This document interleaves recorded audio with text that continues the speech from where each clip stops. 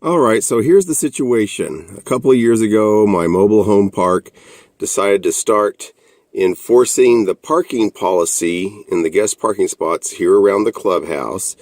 And they started towing cars that were parked here between 10 p.m. and 6 a.m. without a permit. You could get a permit in advance, but if you had somebody come over after 6 p.m., you couldn't get a permit.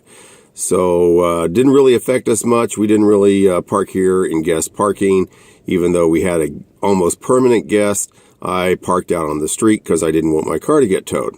So I knew they were serious about the parking regulations because one time I came out at 5:45 in the morning and I saw a tow truck here looking into the windows of the cars to see if they had a permit. So in other words, they came out here at 5:45 in the morning, 15 minutes before people can start parking here with no problem, to see if there were any scofflaws who thought that they could get away with parking here during that time and think that, oh, after it's 6 a.m., they didn't have any problem. Nope, they were towing cars at that time. So never became an issue. The permanent guest finally got his own apartment. I started parking at my own house. And then one night we had guests come over, and I parked here in guest parking, and we hoped that the guests would leave by about 10 o'clock. They left 5 minutes before 10 o'clock, and then I came out here to get my car, and there was a tow truck over here, and he was already looking in the windows, and he was at my car at the time. So I pressed the car alarm, and that startled him a bit, but he turned around, saw me, and said, "Oh, you made it here just in time. You had 2 minutes left to go." And he's like, being friendly and funny about it, but I'm thinking, this isn't funny. You're about to take somebody's car.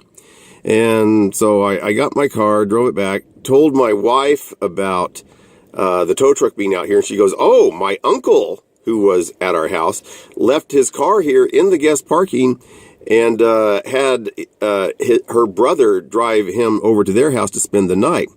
And so I said, "Oh, they're towing that car right now because they're ready to go." And so she told her father. Her father said not to worry about it. Well, sure enough, he comes back the next day. The car has been towed. We call the number, and we find out that it's going to cost $400 to get it back. And I'm thinking, wait a minute, we weren't even illegally parked, and it's going to cost $400 to get it back. That, for me didn't seem right. And it's like, okay, who's making this money? Where's this money going? I can understand $100 or $200 for, breaking a little regulation, but it's not like he was parked in a handicapped spot or parked in the middle of the street. He was in a legal parking space. And, well, I'm glad I didn't have to pay that $400, but we didn't need to spend that much money to learn that lesson.